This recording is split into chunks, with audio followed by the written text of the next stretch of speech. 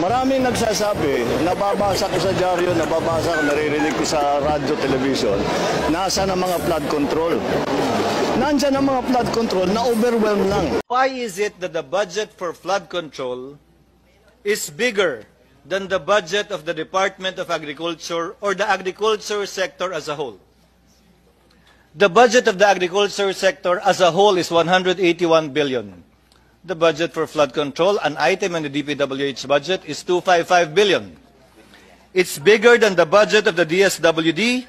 It's bigger than the budget of the Department of National Defense. The only department the flood control item in the DPWH budget beats would be DepEd, DPWH itself, DOH, and DILG. The fifth biggest allocation, not even a department, is flood control. May I ask why that cap was given by the DBM and or the DBCC? If indeed we put a premium on agriculture and our country is an agricultural economy and the President is still the DA Secretary, why is it? Nasaan po itong 5,500 na flood control projects na natapos na ng DPWH? Karamihan daw po ng proyektong ito ay nasa Metro Manila.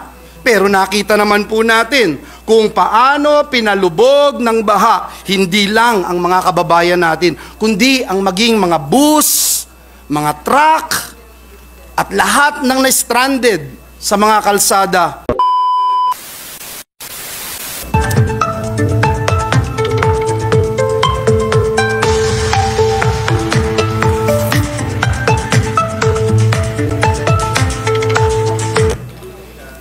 Mr. President, unfortunately, ayaw ho mag-play at nag-aaral pa rin yung mga nasa likod natin, Mr. President. May I just proceed? Alam nyo, karamihan ng marami na binaha sa video, isa lamang po yung hiling. Masaklolohan at ma-rescue po sila. Kaya nais po nating magpasalamat and i-take itong opportunity na ito sa mga bayani ng ating bayan. Ang ating mga rescuer, social worker, police, coast guard, health worker, kasama na po ang mga magigiting na miyembro ng media at mga weather forecaster ng Pag-asa na hindi matatawaran ang hirap at pagod tuwing may bagyo at pagbaha. Tayo rin po ay nagpaabot ng taus-pusong pakikiramay sa pamilya ng 36 na ating mga kababayan na nasawi dahil nalunod, na kuryente, at nabaon sa mga landslides noong kasagsagan ng Bagyong Karina. Yes, I sound like a broken record. Gasgas na po at paulit na po tayo. Pero sa tibay at pagkamatiisin ng ating mga kababayan, kakayanin pa, pero wag naman po sana 10 taon ulit ang hihintayin natin. At ganito pa rin ang ating sitwasyon. Dahil kung walang magbabago at hindi natin masusolusyonan ang pagbaha, tatanungin ko po ang bawat isa sa atin, maging ang aking sarili, ano pa nga ba ang silbi natin dito sa Senado? Noong pong nakaraang Lunes, Mr. President, ang Pangulo ng Republika ng Pilipinas ay nag-deliver ng SONA at sinabi po niya na mahigit 5,500 flood control projects ang natapos na at marami pang ginagawa sa buong bansa. With what happened last week, Mr. President, this representation can't help but wonder, is the President being misled by the people around him? Nasaan po itong 5,500 na flood control projects na natapos na ng DPWH? Karamihan daw po ng proyektong ito ay nasa Metro Manila. Pero nakita naman po natin kung paano pinalubog ng baha, hindi lang ang mga kababayan natin, kundi ang maging mga bus, mga truck, at lahat ng na-stranded sa mga kalsada dito sa ating bayan, lalong-lalo na sa Metro Manila. Last year, Mr. President, we allocated roughly 280 billion for flood management and mitigation projects under DPWH. This means, Mr. President, in 2023, 1.079 billion a day on flood control projects. Ngayong taon po, 2024, mas mataas po ang inilaan na budget ng Kongreso para sa DPWH alone. Dito po sa flood management, nasa 1.35 billion kada araw ang pondo ng DPWH. Pag pinagsama-sama nyo po, kaya ako po nilagay po dyan, Flood Management National Government Budget. Isuma total natin, meron din po ang DENR, meron din po ang MMDA, meron din po ang Pag-asa, meron din po ang Climate Change Commission. Aabutin po ito ng 1.44 billion kada araw. Yan po ang ginagastos ng ating gobyerno para tugunan ang problema ng pagbaha. 1.44 billion. Mr. President, hindi pa po kasama dito ang pondo na ginagastos ng lokal na pamahalaan. Hindi pa po kasama dito ang mga feasibility studies. Ngayong taon, 47 billion feasibility study alone. Mr. President, ang 1.44 billion po ay katumbas ng 144,000 TESDA scholars a day. Ang tulong trabaho fund ng TESDA, 1 billion lang buong taon. Sa 1.44 billion, Mr. President, a day budget, meron ka na po kaagad 700 classrooms. Makapagbibigay ka na kaagad, Mr. President, ng 1.78 million relief packs every day. Sa 1.78 million families. Araw-araw, Mr. President. Mr. President, distinguished colleagues, hindi na po band-aid solution ang ating kailangan. Hindi po natutuwa yung mga kababayan natin na dinadala natin sila sa evacuation center. Kahit may dala po tayong relief goods, hindi na po sila natutuwa. Di naman po nila gusto yun eh. Di naman po nila gustong pumipila lagi para makakuha ng relief goods, Mr. President. Wala na pong gusto na pumipila para makatanggap ng relief goods. Ang gusto nila, solusyon. Hanggat wala po tayong klaro, Ginoong Pangulo, hanggat wala po tayong klarong solusyon o master plan, mananatili po itong unli baha. Pero hindi po unli ang resilience ng ating mga kababayan. Hindi po unli ang ating pondo. Hindi po unli ang buhay ng ating mga kababayan. Kaya, Ginoong Pangulo, dalangin ko po sa susunod na mga bagyo, dahil nasa letter C pa lang tayo, karina pa lamang po tayo, ay hindi na unli ang baha at ang pasakit sa sambayan ng Pilipino. Maraming salamat, Ginoong Pangulo, at pagpalain tayong lahat ng ating Panginoong Diyos. Maraming salamat, Senator Joel. Kung paano ako magsisimula sapagkat isang taon na yung nakakaraan, nate-tempt po ako na i-play na lang yung opening statement ko last year because it's still timely, very timely. And I remember saying na panay hearing kami dito, and I remember saying na some people would think na hanggang hearing na lang kami. And that was last year. Ngayon parang pati ako nakukonvince na rin. Mr. Chairman, nung Monday po, nag-deliver tayo ng privilege speech dito sa plenaryo ukol po sa usapin ng matinding pagbaha. Ang title nga nung privilege speech natin, Unli Baha. Kaya nagpapasalamat tayo kay Chairman Revilla sa pagpapatawag muli ng pagdinig nito. Sana po itong Unli hearings tungkol sa Unli Baha magkaroon na ng pangmatagalang solusyon. Dahil yung unli hearings, mahirap at masakit din po pakinggan, lalo na sa isang public servant who hails from the province of Bulacan na laging hinihingan ng resibo kung ano na yung nagawa or po pwede pang magawa doon sa aming lalawigan. Hindi po ako magtatagal sa aking opening statement. I'd rather hear the reports coming from different agencies of the government and perhaps ask questions. Tulad po ng mga nabanggit ng aking mga kasamahan at nabanggit natin dun sa privilege speech natin nitong nakaraang Lunes, nais po nating malaman yung mga sumusunod, no? Una, doon sa SONA ng ating Pangulo at report ng DPWH, 5,500 plus flood control projects ang natapos na. We wanted to find out kung nasan po ito at yun po ba kumpleto at integrated sa isang master plan, kasi kung hindi, baka baliwala. Ano ba yung real status ng flood management master plan? Pinakitaan po ako ni Senator Amy noong 1972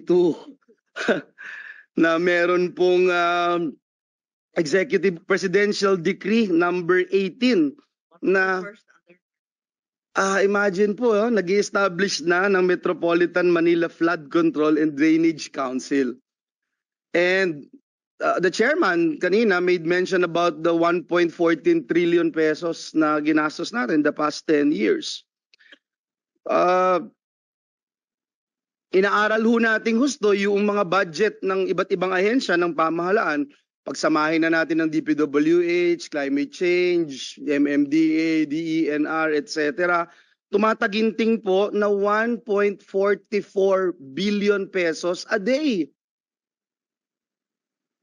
1,440 million a day na flood control project. I mean, gaano ho kaya kasakit ito pagka ikaw ay hanggang ngayon may tubig baha sa loob ng bahay mo, wala kang kuryente, pag magtitimpla ka ng kape, lulusong ka sa baha dahil bababa ka ng bahay mo. Naranasan ho namin ito, Your Honors, kaya hindi nyo pwedeng sabihin na wala akong karapatan. Hindi ko sinasabing mabigat yung naranasan namin dahil sa bahay namin sa Bukawi, mismo may baha po sa loob ng mismong bahay namin at sa labas po lampas tao na.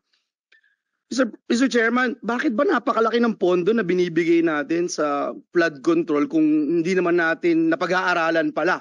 Because it appears parang hindi napag-aaralan. Now, if you look at the feasibility study, Mr. Chairman, gusto ko malaman, epektibo ba itong mga feasibility study na ito? Because this year alone, meron pong 23 billion na nakalaan for feasibility study dito lang po sa DPWH. Kailan po ba talaga magkakaroon ng clear-cut policy? Binabanggit nyo kanina, yung reclamation. I have nothing against reclamation, pero wala pa ho akong nakitang reclamation na effective. Siguro, I just need to be convinced na tama itong direksyon na ito. Dahil if you look at here in the Senate, kami ho sa Senado, meron po kaming group chat For the first time, naranasan ng Senado na halos hanggang baywang yung baha dito ho sa labas namin. And lahat ho kami nagtataka kasi parang first time ito, ang laki, ang taas ng tubig. And then you look at outside the Senate, wala na yung Manila Bay, Manila Sands na. Hindi ho ba parang common sense para sa amin, dahil hindi naman po kami eksperto, na sabihing may kinalaman yung reclamation dahil wala nang lusutan yung tubig Kitang-kita ho dito And at the same time, yan po yung dahilan kung bakit gusto ko rin sana, Mr. Chairman, ma-discuss yung status ng implementation ng Supreme Court mandamus ruling dito po sa Manila Bay. Nakasaad po doon na may 13 government agencies to clean up, rehabilitate, and preserve Manila Bay. Actually, nakalagay po doon and make it for swimming. Hindi ko alam kung alam ng mga justices ng Supreme Court yung definition ng swimming, may tubig. Dito po, buhangin po yung nakikita. So, paano magsuswimming sa buhangin? Kaya, nais ko din pong alamin, Mr. Chairman, kung ito ba nangyayari sa atin ay katanggap-tanggap sa ating pamahalaan.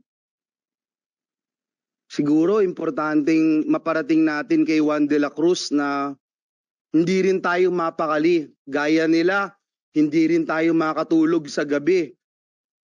Gaya nila, nangangamba rin tayo anong meron bukas. Tataas pa ba ang baha? Sisirain ba nito yung mga gamit namin? May kikitain ba ako bukas? Meron ba akong gamot na kailangang inumin? Maleleptospirosis ba ako dito? Mr. Chairman, hindi po katanggap-tanggap hindi po katanggap-tanggap itong mga nangyayari. Lalo na masakit po pag ang sasabihin sa ating rason ay malakas kasi ang ulan.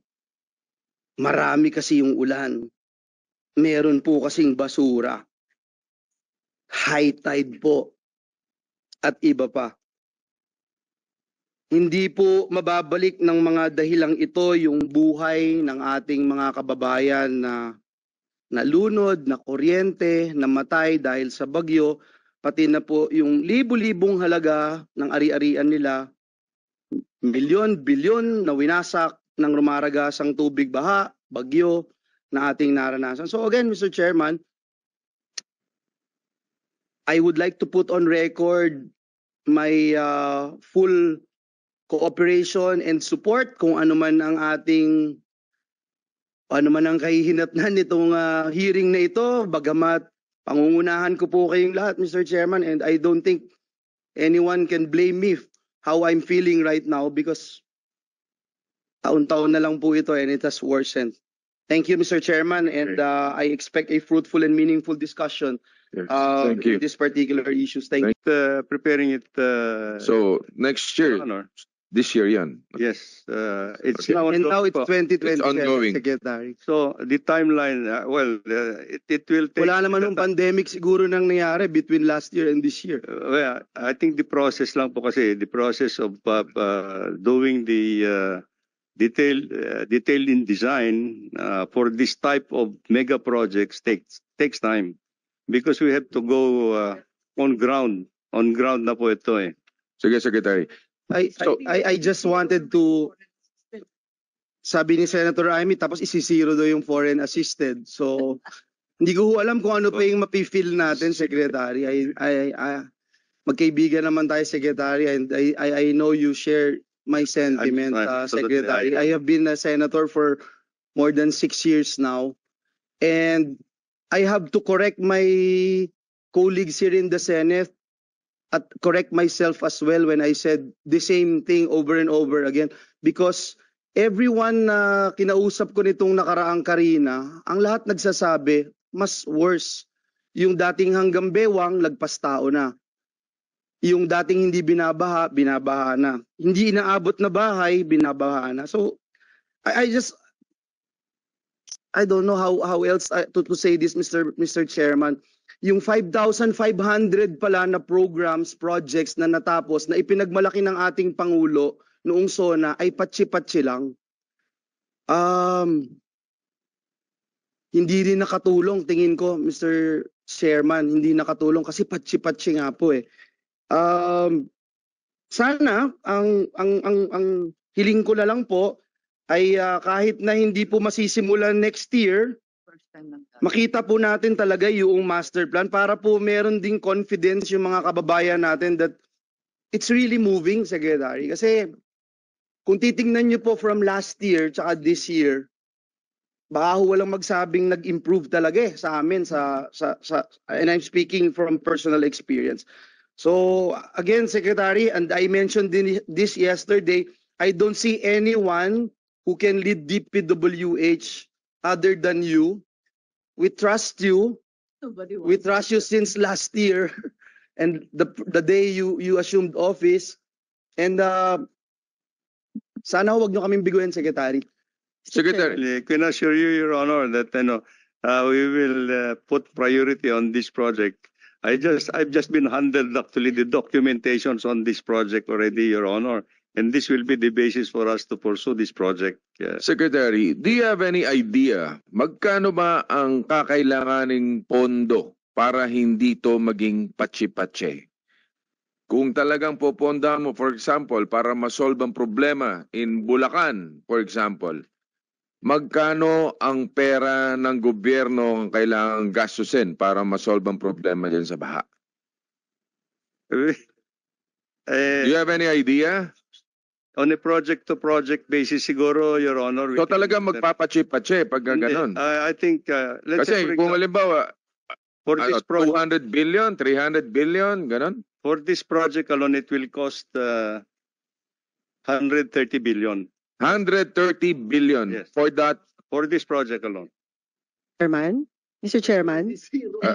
Mr. Chairman, siguro just to manage then our expectations, Secretary, kasi parang nabanggit nyo, for the master plan, feasibility study, parang it takes one presidency to finish it.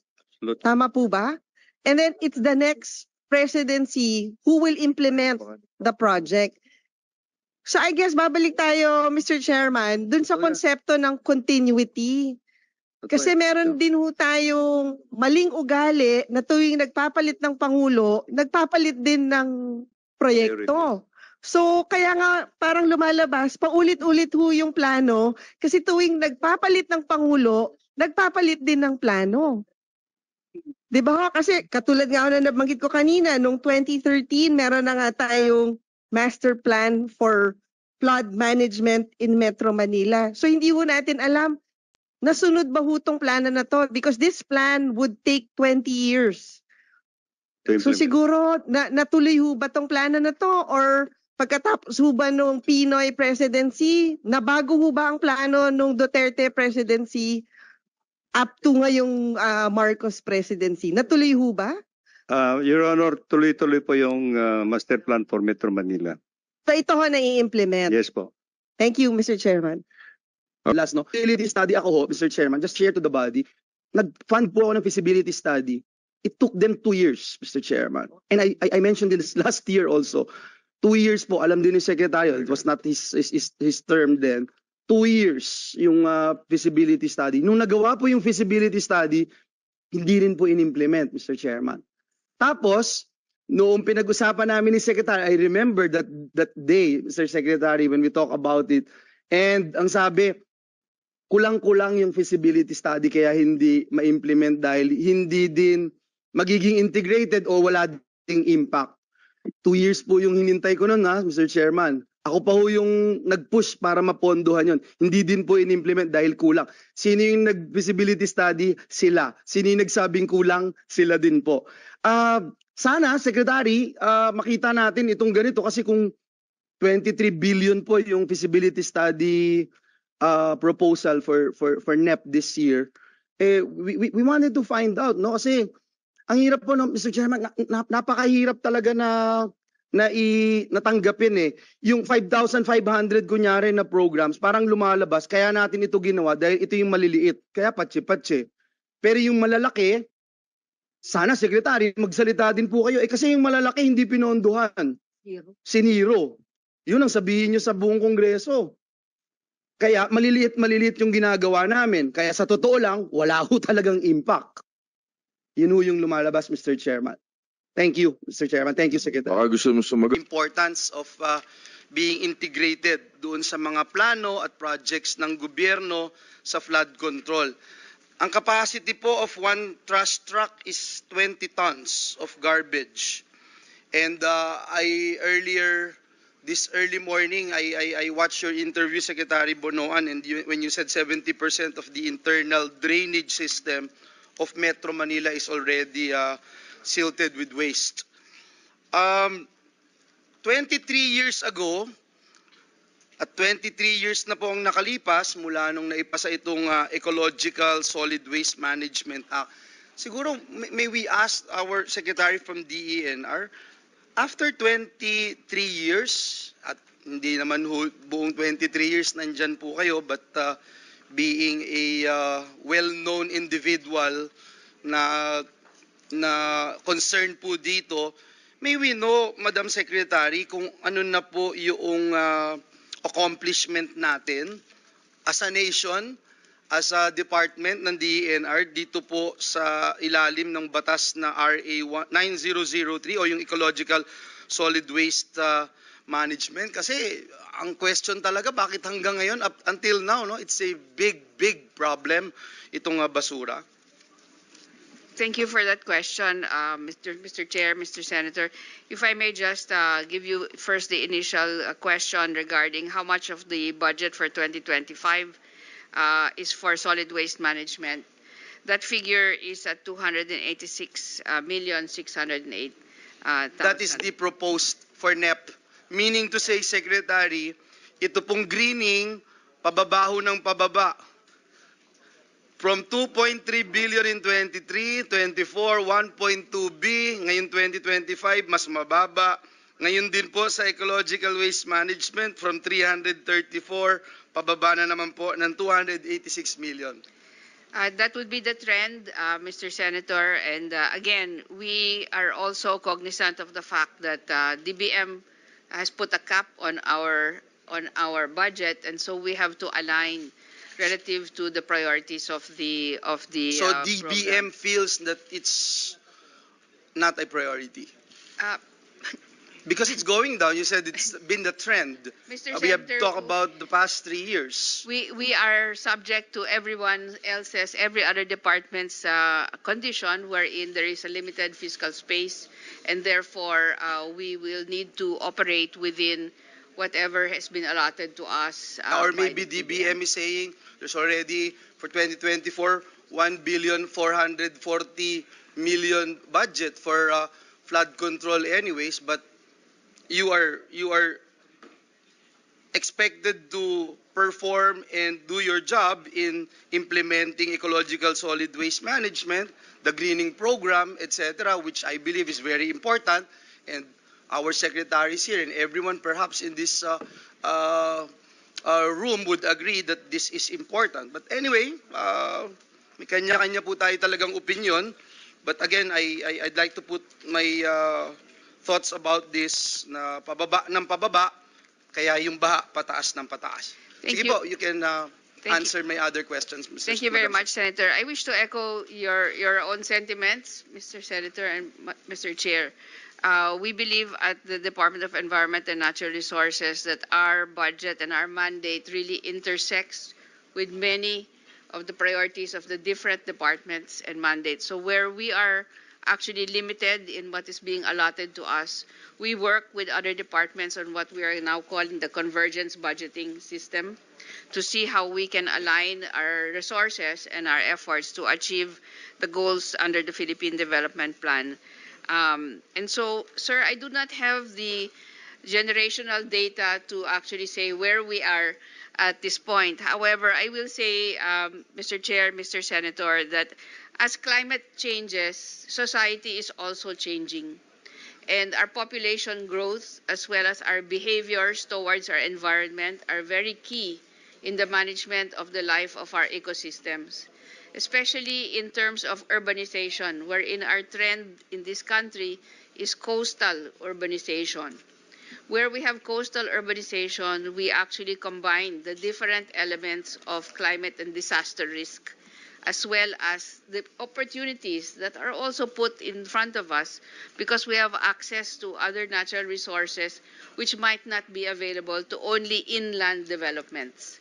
And so when we look at a national land use law, for example, Mr. Chair, Mr. Senator, we actually have to look at our land use, what we call from ridge to reef. Everything that we do on land affects the ocean. Everything we do on the ocean and coastal areas will affect the way we'll be able to develop on land. And so the integrated approach to land use planning, I think, is a prerequisite of a sustainable development agenda. Secondly, Mr. Chair, in terms of our behavior towards our own solid waste management, this is largely a behavioral and a social issue.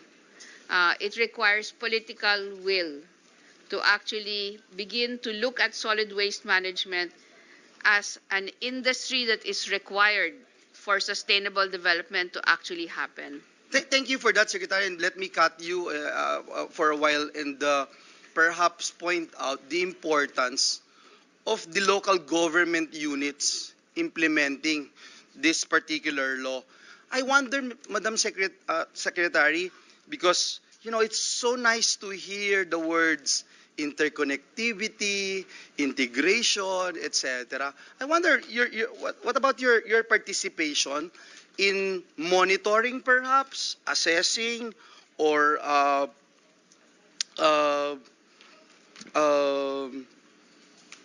evaluating the performance of local government units in, for example, if DILG would continue and they would be serious in filing charges sa mga LGU officials, sa LGUs na hindi nagpapatupad nito. Malaki kaya yung na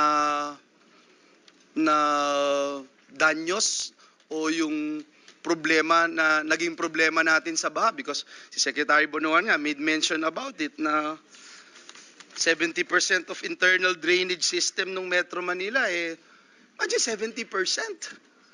That's unbelievable. So there must be some sort of accountability from the LGU rin.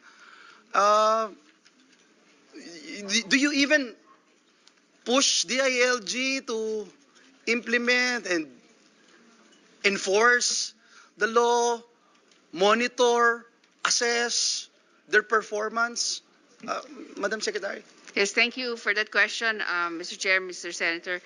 Yes, the DNR actually provides technical assistance, capacity building, even equipment support. We have turned over very recently, for example, 11 backhoes to different LGUs in Metro Manila in order for them to actually work on their own dredging activities. We are here to support DILG and the LGU specifically in their own specific solid waste management plans. Meron po silang plano, sinasubmit po nila lahat yan into the National Solid Waste Management Council. So in terms of implementation, ito po yung papel ng DNR. Equipment support, technical capacity building, technical assistance. The final implementation po, of course, will be with the frontline element, which will be the LGU. Kasi po, Madam Secretary, kaya ako nasabi yan, parang ang daming LGUs na na-awardan, Seal of Excellence, etc. Taon-taon, nakikita ko may mga malalaking tarpaulin pa ho Natatawa si dating Mayor JBRs ito. Ang dami ho Gusto nyo, picturean ko, tapos padadala ko din ho sa inyo. Pero kung nai-implement ba nila, baka din sa sinasabi ni Secretary na 70% na internal drainage system natin na puno ng basura, hindi nila na-implement. Pero ang daming tarpaulin na seal of good governance, etc.